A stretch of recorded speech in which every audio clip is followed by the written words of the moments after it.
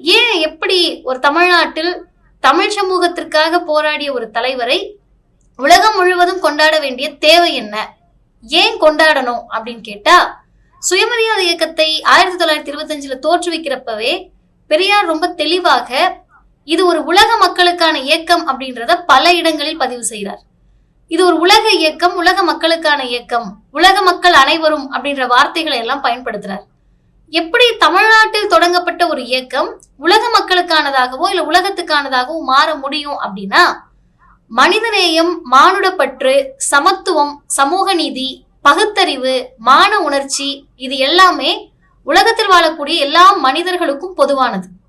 ஒரு விலங்கு கிட்ட போயிட்டு நீங்க பகுத்தறிவு உணர்ச்சியோ தன்மான உணர்ச்சினா என்ன, சுயமரியாதைனா என்ன அப்படின்னு நம்ம பேச முடியாது, புரிய வைக்க முடியாது. அதை புரிந்து கொள்ளக்கூடிய ஆற்றலும் விலங்குக்கு கிடையாது. ஆனா மனிதர்கள் அப்படின்றவங்க தமிழ்நாட்டில் இருந்தாலும் சரி, ஆந்திரால இருந்தாலும் சரி, அமெரிக்கால இருந்தாலும் சரி, ஆப்பிரிக்கால இருந்தாலும் சரி, தன்மான உணர்ச்சியோடு தான் இருந்தால்தான் அது மனிதர்களாக இருக்க முடியும்.